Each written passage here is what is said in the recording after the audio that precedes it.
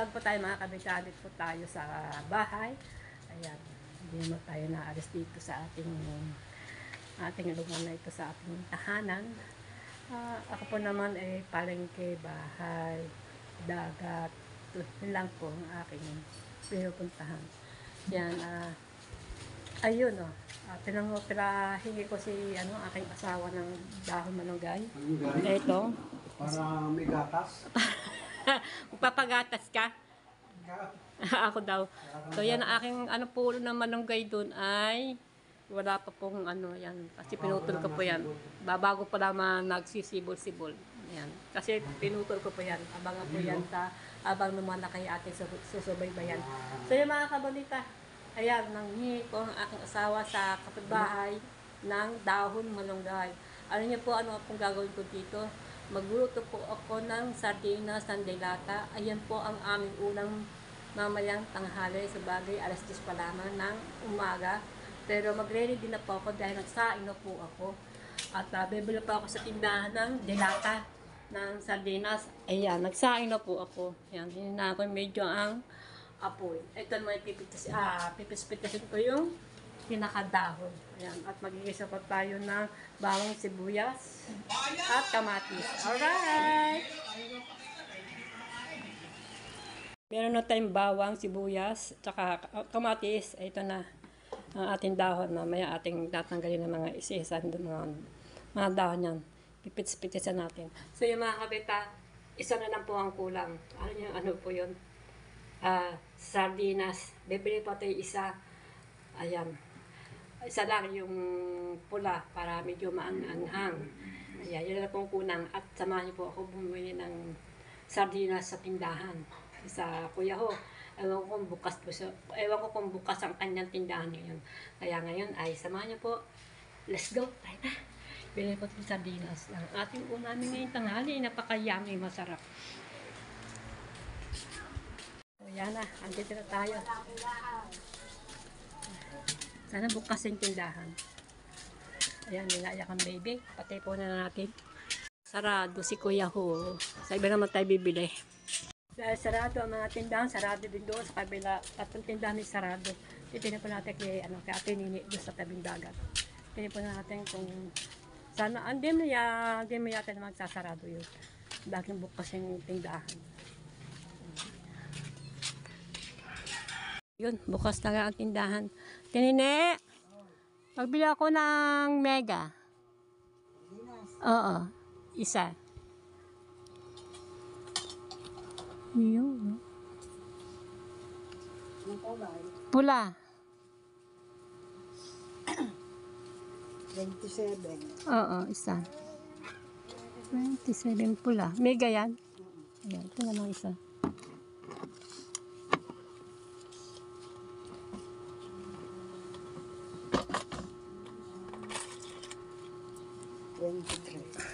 Natin na.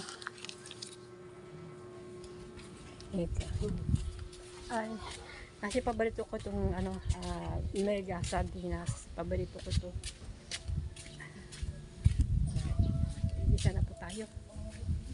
Kaya magpitas na tayo ng dahon. Nalagay po natin sa to. Sa ating yan, para po makita niyo mukha ko. Ayan. Malunggay. Pipitasin po natin dahon.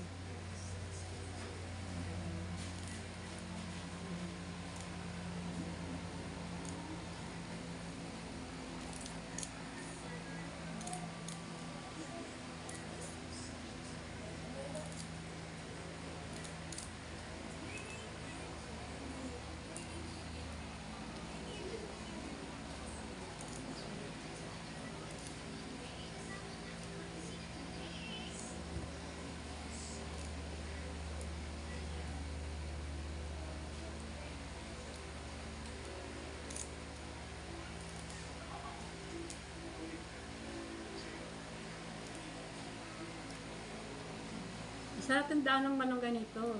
Kasi ito sa ating katawang kalusugan. Meron pang manunggay, pandesal. Ito po nilalagay. Manunggay, pandesal. Ito binibili ko doon sa may... Siguro po napapanood niyo po aking vlog ngayon na pag ako nabili ng manunggay, pandesal. Ito po yun. Malunggay. Maraming paraan po kung saan po ilalagay ito. Sinigang, bulag na, sardinas. Ayan. Kahit saan po pwede kung saan pwede po ilagay ito. Pwede po itong ilagay sa talaga man na ito, siya ano yung pasingaw. Tapos sato sa kung anong gusto nyo sausaw. Okay, tama na yung konti asin at bawang. Pwede na po sa akin. Bawang. Konting asin. At higupin ang sabaw. Wow. Sarap. Minsan po, ganyan pong ginagawa ko. Kaya, ano ko lang po ito, habas ko lang po ito sa tubig na kumukulo. Ayan. Ito yung konting asin-asin. Ayan. Tapos, siyempre, bawang. Ang ganda po sa kalsura. Yung anong paraan para makakain po tayo ng gulay. Hindi na masyadong hahabaan kasi medyo marami po itong aking hihimay ng dahon.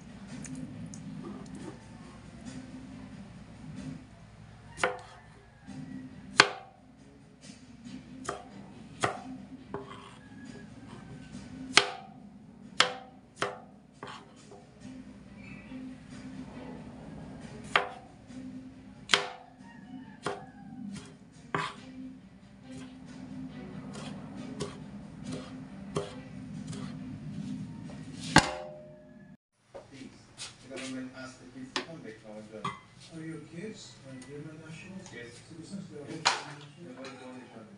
They're born in Germany, so are they dual or?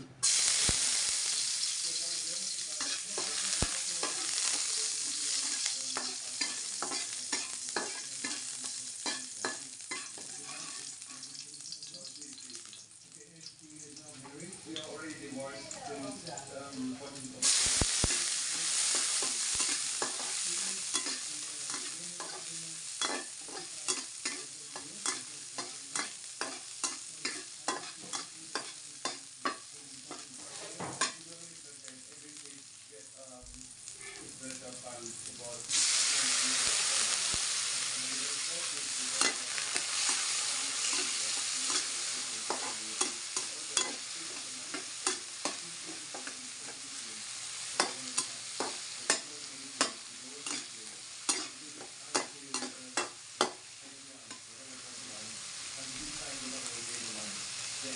I told them they cannot come back because of Corona, that the government was not able to go out, and they just want to come back. It's the September 21. So there's a law in Germany that all children of the foreign country that get support from the government. So when that children get over the mother is repaid, the government and that is another 45,000. So it's 2008, okay? At hindi po ako magaling sa kanya na bumalik sa Germany. Dahil alam din po naman niya na dito nakapasok ko ng mga buhat dito sa ito ang mga bata. Right. Dahil po pa ng custody sa family ko sa Tagaytay at ibinigay po sa akin ng temporary custody. Sinausap po ng court, ng guard, ng lawyer ang mga bata at sa akin po nila gusto We would like to know if it's okay, the reason why you got separated, what's the reason for the breakup? Marami na po naging babae ng restaurant. Mula po ang mga kayo ng wing, nataktan po niya. To me and told to me she don't have my phone. And in the morning, Sunday morning, when I switched my phone, when he come out of the shower, I wanted to go to the cabinet to take my clothes. She closed every cabinet, and then after she gave me the key, was parallel. You see the mark of the rope, it's parallel. And also I said, because of these photos I showed to them, they also wonder, like what the doctor also meanwhile promised, that she So you suspected that there was foul play? yes. Okay, aside from foul play, you did mention a while ago insinuating, matter of fact, that she was sexual abuse? You know, when a person already do something like, I know it, for many cases also in Germany, but once a man do it, there is Sir, just take to the point. So, if you were insinuating, you were saying that she was Sure. sexual abuse, so who did it? we're thinking it because Who did it? we are thinking that the control maybe do it. Because it's usually other roommates. Because people didn't look at it, and there is already proof.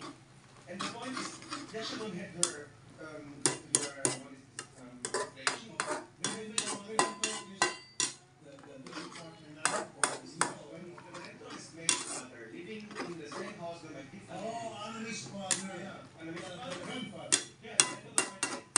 Okay. So you suspected that this is the guy, the grandfather, who sexually Mango. Mango. Bango ba? Ang bango daw ang aking nilutong sardinas. Yung mga kabita, kakain na po kami maya-maya. Alright.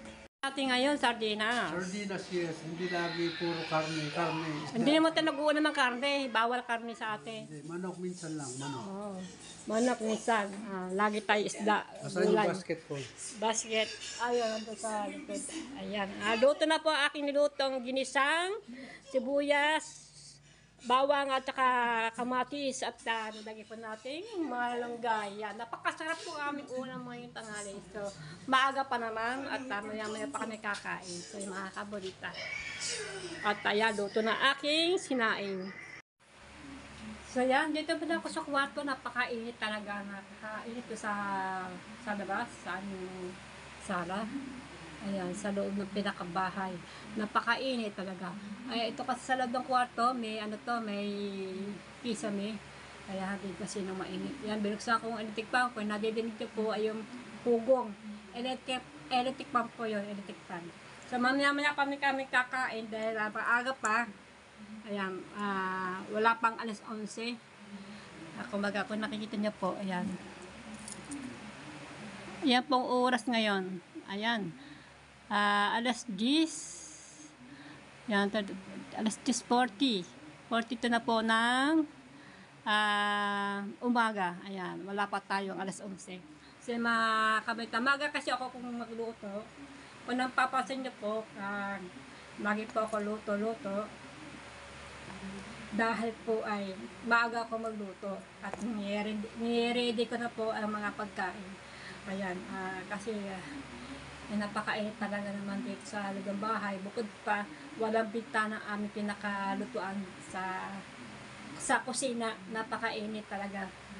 Ayan, minsan hindi ko muna binubuksan na kasi yung nasa kubeta, lutuan kasi pag nagbablog, makikita ang loob. Ayan, napakainit talaga sobra. Super. Ayan, kaya po ako naka-duster lagi. Kung napapansin niyo po ay ako lagi nagja-duster. Talaga po naman napakainit ito po sa amin. Napakainit. Ayan. So, para bang bumabalik ang dating pagka-summer sa amin, napakainit. Ayan. Pero minsan po naman, nawawala din mo ng init pagdating ng hapon. Pero sa gabi, may konting mainit din. Ayan, gawa po na. Nag-iiba kasi ang panahon ngayon. Debot po dati. Ayan. Minsan po ang aking ulo ay sobra po ng bigat dahil napakainit talaga sobra. Buti nakakaya ko. Kaya minsan po pag hindi ko po kaya, pumapasok po ako dito sa kwarto ni aking anak, ni Mara. Kasi minsan nahihilo ko para lumalaki ng aking ulo kasi sobrang init. Ayan. So maya-maya kami kakain. Ayan, para maiba-iba ng aming ulam. Madalas naman kami nag-uulam ng sardinas with malunggay. Yan na nga, pudpud na nga po ang aking malunggay kasi nga at pinutol ko po ang puno, gawa po na sobrang taas na hindi po namin maabot kasi kung pipilitin po namin na abutin ng pinakadulo ng mga dahon ng malunggay. Alin niyo po naman ang malunggay talagang tumataas po talagang parang yung nyug. Ayan, na ano ko po, pinaputol ko po sa asawa ko na yung puno ng malunggay. Pero ngayon po yan, sumisibol na. Ayan, binablog ko po yung aking mga tanim, katulad po yung aking alakbati at saka malunggay, alaang. Gusto ko sana magtanim ng kung ano-ano kasi wala pong paggagapangan kasi daan ng tao. Mahirap na kasi minsan po mga tao dumadaan, hindi natin masasabi kasi minsan gawa ng hindi natin masasabi na pagkadadaan ay siyempre may mimitas ko tayo mga dahon ang ating gugulay lalagay tayo sa bang kaya hindi na po ako nagtatanim diyan sa harapan po namin kasi mahirap na kailangan talaga kung tatanim tayo yung kakainin natin ng dahon ng mga dahon ay malinis. Ayan, gusto ko sanang magtanim ng mga gulay-gulay kung ano-ano mo naman ang mga gulay na dapat natin kainin. Gaya po ng mga, ayan, paborito ko po yun, ang palaya, kalabasa, talong, okra, ayan, at iba pa. Ayan, dadarati po, okay, may mga time na yan, nung hindi pa rin nababawi itong harapan. Sabi, kita nyo po may meron dyan malapad na pader. Yung harapan po noon, tabi dagat. Yun po ay tinatanim po namin. Hindi na po ako, 4 po yata kami nagtatanim sa harapan yung hindi pa gumagawa, hindi pa nagagawa yung resort dito sa kabila. Ayun, yung matagal na, siguro ito mga 4 na taon na nakakalipas. So, yan, nawala na ako mga gulay-gulay na matanim-tanim, mga tanlad, yan, talbos na kamote, ayan, marami, mga sitaw, ayan, tanim din ako ng mga upo, dyan sa tapat ng dagat, kasi may, yung nag-iba na may-ari ng lupa, dyan sa likod, ay iba na bumili, kaya pinalis na po yung lahat ng mga tanim, ginawa pong resort. Bagay, maganda na po ngayon. Iba na kasi may-ari. Mayaman kasi may-ari na yan, nakakabili. Ayan. Kasi itong aming lugar na ito, na aming tinitirikan ng bahay, ay hindi po amin. Ito po ay laban. Kumbaga sa gobyerno po ito, ito po ay nagmamay-ari po ito ay gobyerno o tabing dagat. Ayan. Ang laban lang po namin dito sa tabing dagat ay po alon.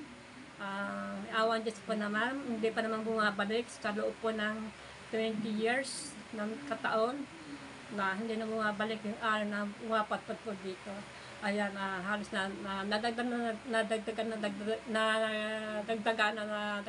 ang mga bahay dito sa tabing dagat kasi matagal na kasi yun at buti na lang ay hindi na bumabalik ng mga masusungit na alon. Ayan, kasi tabing dagat kasi kami. Yun ang aming laban, yung pagka may bagyo at lumalaki ang tubig at mga alon. Buti na pang itong yung huling dumating bagyo ay hindi po umabot itong alon, hanggang doon lang po. At marami, kahit nyo po, marami po mga basura na mga kahoy na pumapatpat sa tabi, yan sa pangpang. Ayan, padpad po yun ng mga malalaki. Kasi dyan po nagagaling sa mga bundok-bundok. Talagang binababa yung agos tubig sa pagbaba sa tubig ng dagat. So, yan. Ayan mga kabita, pasensya na po kayo kung ito na po ang aking nagagawang pagbablog. Ay, sana po ay magustuhan ninyo ang aking pagluluto. Ayan, nagluluto po ako na aming kakainin sa tanghalian. Ayan, mamaya-maya pa naman kakain kasi maaga pa. Ayan, mamaya pa yung alas 11 na. Ay, mamaya pa kami kakain ng alas 12. Ayan. Minsan po naman kung magluto ko alas 11 para pagdating ng alas 12 ay nakakain na. Minsan po kahit pa alas 11, siyempre ang pagluto ko naman madali lang. Kaya hindi mo na kami nakain. Ayan mga kabulita. So, maraming po salamat mga kabanita sa mga panonood niyo sa akin. At yung pong nag-subscribe sa akin, maraming po salamat. Yung po nagsusubaybay sa akin channel na aking video na pinapanood ninyo. Maraming po salamat. Thank you po. At sana po ay madagdagan po ang aking manonood na itong aking mga ginagawa. At marami po akong video dyan. Pindutan niyo po. At sana po ay mapindot niyo po ang notification bell para lalo po kayo update sa aking pag ako ay gagawa ng video. Ayan mga kabonita. So yan, marami po salamat sa inyo lahat. Diyan. Ayan. Ayan, nagkain na po sila. Nagkain na kayo, Neng? Ne? Ha? Kumaon ka na? Kumaon na? Ato, naghugas na ng plato. Oh, okay. Masarap ba ang ginisang sardinas with sa malunggay? Yes. Yes. Malunggay is vitamin. Vitamin for Yes. healthy. Yes. Healthy for body. Yeah. Grupo. Yeah, sige. Uwa. So yeah, nakakain na po sila at may natira pa para sa hapon. Natataya ka konti na. Sa hapon na ito matitira to. Kakain na po mga tao dito sa bahay. Ayan. Kasi nandun ako sa loob, medyo nakatulong yata ako, nakaitlip ako. Ako ay mamaya na ako kakain. Kakagising ko lamang ay natulog sandali. Ayan. So tuloy-tuloy pa ang init. Lumabas ako dito na pakainit. Maganda kasi sa loob ng kwarto. Hindi masyadong init. Dibot dito.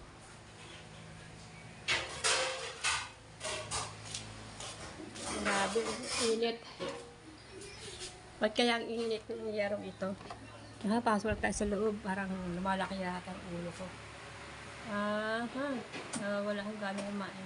Grip ako. Ayan, medyo mapula-pula aking mata. Ayan. Grabe, ang init! Sobrang talagang init sa atin sa Pinas, sa Philippines. Ayan. 12 na po ng tanghali, pero maya-maya po ang kakain. Ang sarap po una namin malunggay with sardinas at saka merong pong malunggay na dahon pinango. Humingi po ang aking asawa sa kapitbahay kaya sa baba at kasi ang malunggay maganda pa rin talaga sa pangatawan natin, lalo po pagkabulang lang.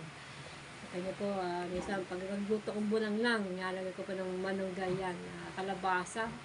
Yan lang naman ang tawag yan, kalabasa, pagkabulang lang, kalabasa at saka talog na Tagalog, wow. At saka okra, yes. Yan, number 1 po ay malunggay, malunggay, yes. Ang papalasa ko pa naman ay yun lang, bulang lang. Ang pagpalasa ko sa sabaw, yung pong luya. Maganda pa ko sa luya din sa katingang kalusugan, luya. Yun po, yan, masarap po yan. At lagi po naman konting asin, konting pampalasa din naman para magkalasa-lasa ng ating kakainin. Sobrang ng maraming mga nilalagay natin kung ano-ano. Kasi yan, bulang lang na naman. Kung maaari po, yung pagkabulang lang, bulang lang, kung tawagin ay walang lahok, kundi konting asin lang. Ayan, yung masarap. Yan, sa mga ibang probinsya, yan pong ginagawa sa mga ibang probinsya. Ganun din yung ginagawa ko. Wala po kong nilalagay ng mga kung ano-ano. Kagaya po mga pampalasa. Ayan. Ang nilalagay ko lang po yung yung asin. Yan lang po. Sa ito naman, nakakasabaw tubig nga ako kaya bulang nang puro gulay. Ang sabaw ay talagang ado na talaga sa sabaw. Ang katas ng mga gulay, talagang higop ko. Ayan po ang aking technique. Pero bibihira naman kumain ng gulay na bulang nang. Siyempre, iibahin din natin ang pagkaluto ng gulay. Igisa, ayan, gisa na po natin sa bawang, sibuyas, saka sa kamatis, ayan. Pero karamihan po bulang lang. Mas masarap talaga bulang lang kung tawagin po. The best po yung bulang lang ng gulay. Depende po sa inyo kung ano po mga gulay na ilalahak niyo sa bulang lang. O iba nga po nilalagay yung mga bagoong. Ayan. Ako tama lang sa akin. Ayaw ko. Minsan, ayaw ko rin yung bagoong. Ayan. Tama na rin yung simpleng luto lang. Ayan. Bibihira mo tayo maglagay ng bagoong din pagka gusto din natin. Sa atin din natin yung kung anong gusto natin ilalagay sa atin sabaw. Minsan po nga din naglalagay din ako ng konting patak ng bagoong. Minsan wala. Ayan. Kasi gusto ko yung bulag na yung konting asin lang. Ayan. Huwag natin sabihin wala lang naman lasa kung asin lamang. Depende po sa inyo kung ano pong lasa ang gagawin sa pampalasa sa gulay. Ayan. Tayo po naman ay kanya-kanya ang ating gusto kung ano ating pagpatimpla. Ano ba? Yan. Ayan. Guys, shout out po sa inyo lahat. Ayan. Maraming po salamat sa inyo sa mga panonood niyo sa akin. Again. Sana po ay magustuhan niyo ang aking mga ginagawa kong ito.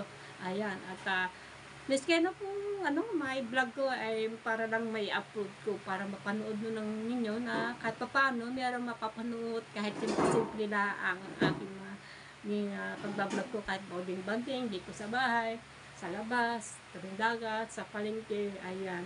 Hindi pa nga tayo nakakalabas para makalabas sa ibang lugar, para tayo makapag-vlog din tayo sa ibang lugar na mga pasyalan. Para pa muna sa pagbablog ko may iba-iba naman na ang view or iba naman na ang mga paligid na sa aking likuran, sa harapan, yan, maiba-iba naman. Pero alam ko naman lagi niyo na nakikita, lagi ninyong napapanood sa aking vlog ko ito, sa aking video ito, yung dito sa Bukana, dagat, at sa palengke. Ayan. Alam ko pa naman, yan lang ang nakikita niyo sa aking view. Ayan, sa aking video. Ayan. Ayan. Pasensya na po din niyo sa aking mga ginagawa ko. Alam ko naman, hindi rin din niyo ako matitiis na hindi yung panoorin dahil andyan din kayo na sinusuportahan din niyo ako. Ayan. At paano po. Ayan.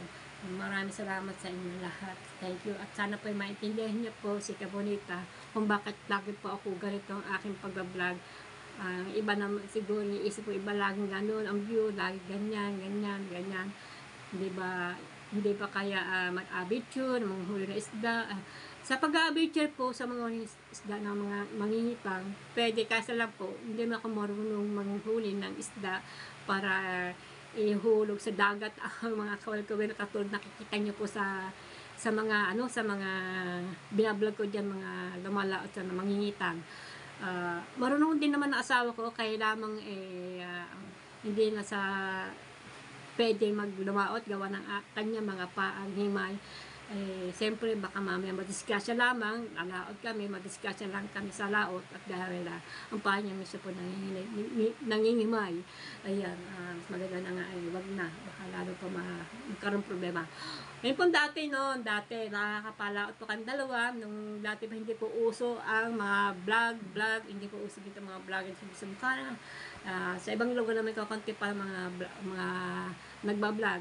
Nung araw po, yung halos kaliitan din ng mga anak ko, kagaya ni si Kauya, si CG, yan, si CG po si Kautol, yan si Mara.